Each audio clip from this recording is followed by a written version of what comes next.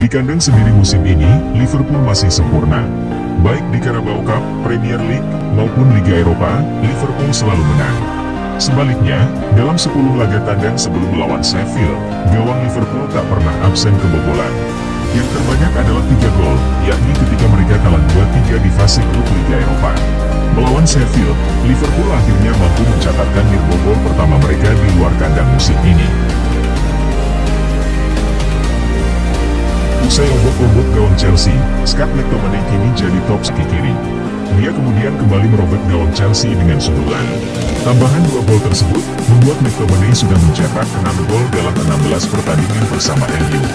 Dengan catatan itu, McTominay menjadi top skor Manchester United pada musim ini. Dia mengungguli Bruno Fernandes dan Rasmus Højlund yang mengemas 5 gol. Man City kembali kuasa kemenangan, Pep Guardiola, saya yang tanggung jawab.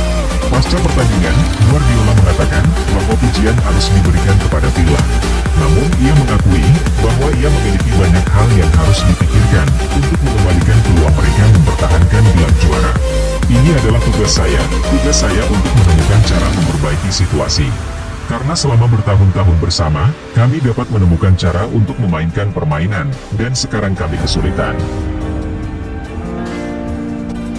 Angkernya kandang Aston Villa musim ini, apakah Arsenal sudah siap? Di Premier League musim ini, Aston Villa sudah 2 kali seri dan 3 kali kalah. Namun, 5 kegagalan menang itu, semuanya mereka dapatkan di luar kandang. Di kandang sendiri, Aston Villa sejauh ini masih sempurna. Dan pertandingan Aston Villa berikutnya, masih pertandingan kandang. Aston Villa akan menjamu Arsenal di Villa Park. Arsenal saat ini memimpin klasemen dengan 36 poin. Sedangkan Aston Villa menempati peringkat 3 dengan 32 poin. Mauricio Pochettino ungkap dia keladi kekalahan Chelsea atas MU. Ex-pelatih PSG itu mengungkapkan bahwa laga melawan Brighton dengan 10 pemain dan ditambah perjalanan mereka yang cukup singkat ke Manchester, menurutnya menguras energi timnya. Bermain menghadapi Brighton dengan 1 pemain lebih sedikit dalam waktu yang lama, mungkin mempengaruhi energi. Dan kami harus memulihkan terlalu banyak pemain dari cedera, untuk memiliki opsi yang berbeda dan menjadi lebih kompetitif, katanya. Joao Felix dilarang pulang ke Atletico Madrid. Imbas dari selebrasi Felix atas golnya ke gawang Atletico, kelompok supporter Atletico Madrid yang tergabung dalam organisasi International Union of Supporters Clubs of Atletico Madrid pun emosi. Mereka lantas menyerukan pada pihak klub agar melarang Joao Felix balik kandang. Seruan itu dilontarkan melalui perwakilan mereka, yakni Alberto Garcia. Mereka juga menegaskan tak mau menerima balik Felix, karena sang pemain adalah penggemar Barcelona. Napoli inginkan Brahim Diaz, Real Madrid katakan tidak. Di musim ini, Brahim Diaz memang baru balik ke Real Madrid. Namun ia langsung mendapat peminat baru. Kabarnya, Napoli berusaha merekrut Diaz pada musim panas kemarin. Kabar ini dilansir oleh Calcio Mercato. Namun, laporan itu menyebut, Napoli dipaksa gigit jari. Pasalnya, Madrid menolak untuk melepas Diaz. Laporan itu juga mengungkapkan, apa alasan Napoli mendekati Diaz. Partenope terancam kehilangan beberapa pemainnya di lini tengah. Dan oleh karena itulah, mereka memutuskan untuk mendekati Diaz.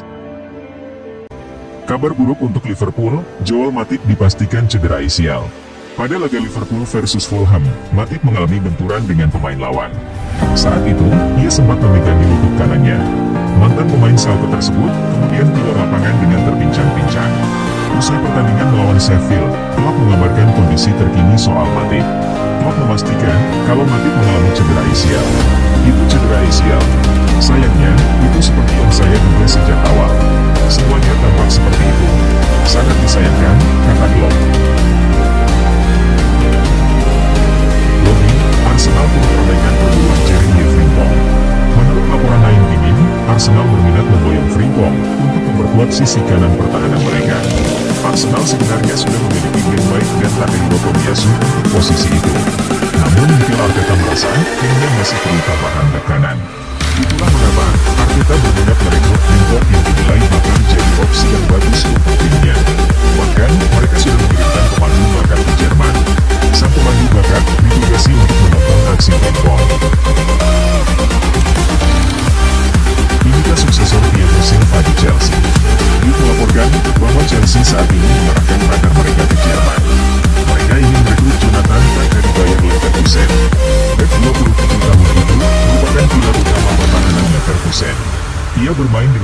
stabil dan konsisten di jantung pertahanan di Wexel. Ia juga dinilai punya gaya bermain yang cocok dengan gaya bermain Mauricio Pochettino. Jadi, mereka tertarik untuk merekrut sang bek. Jadi rebutan raksasa IPL, Florian Wirtz bakal bertahan di Bayer Leverkusen. Saat ini, Wirtz mulai dilirik tim-tim top Eropa. Trio IPL, Chelsea, MU dan Liverpool dilaporkan berminat membajaknya di tahun 2024 nanti. Namun, ketiga raksasa Premier League itu bakal gigit jari dalam perburuan tanda tangan Wirtz. Sang ayah baru ini memastikan bahwa putranya akan melanjutkan karir di Arena pada tahun 2024 nanti. Untuk saat ini, Florian akan terus bermain untuk Leverkusen di musim depan, ungkap Hans-Joachim Wirtz kepada Sky Sports. Bekuk Chelsea, Erik ten Hag sanjung penampilan Manchester United. Menurut ten Hag, salah satu kunci timnya menang di laga kontra Chelsea adalah organisasi permainan timnya yang bagus. Ia menyebut timnya terus berkomunikasi satu sama lain, sehingga mereka punya koordinasi yang bagus.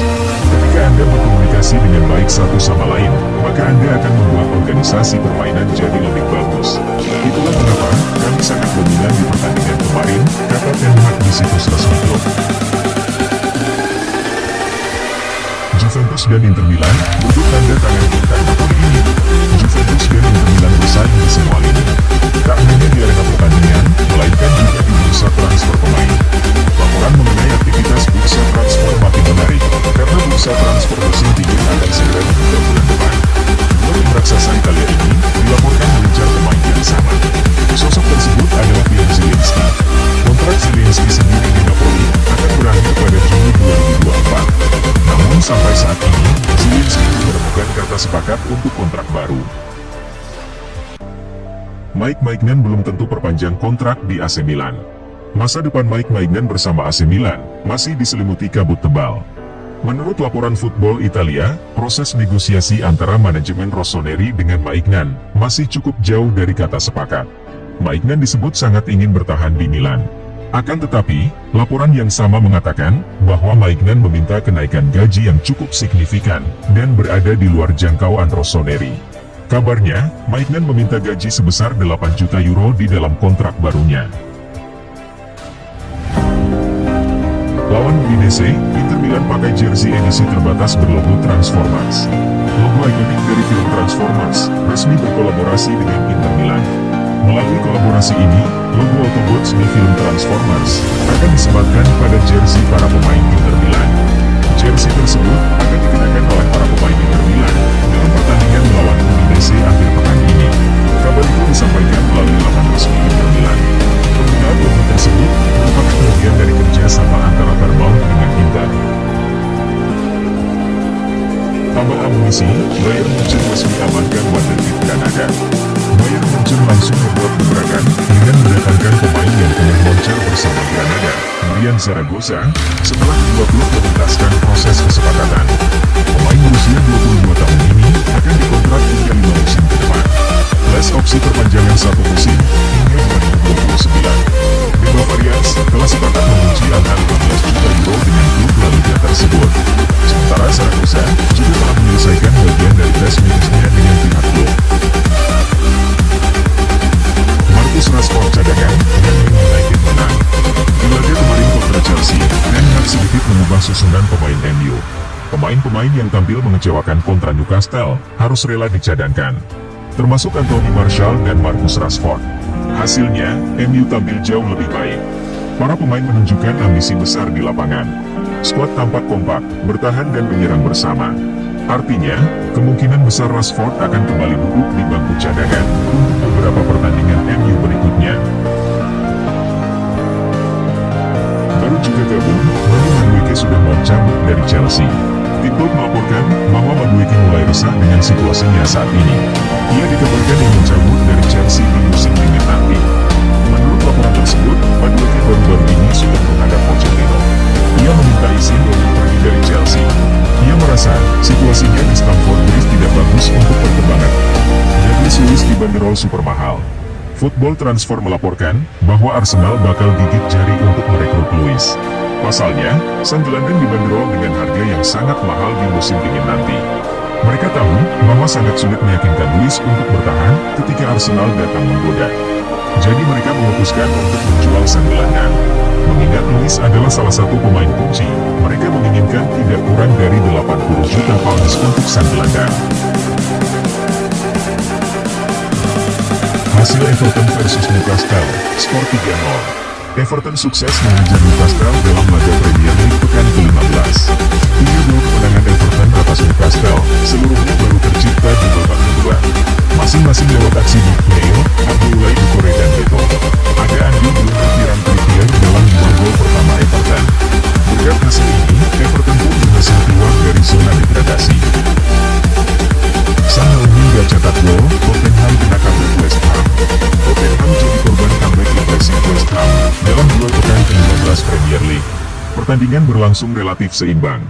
Bahkan, Tottenham unggul lebih dahulu lewat gol Christian Romero di menit ke-11. Sayangnya, Tottenham gagal memanfaatkan momentum setelah unggul. Tim tamu lantas bangkit. West Ham menyamakan kedudukan lewat gol Jarrod Bowen, lalu berbalik unggul lewat James Ward-Prowse.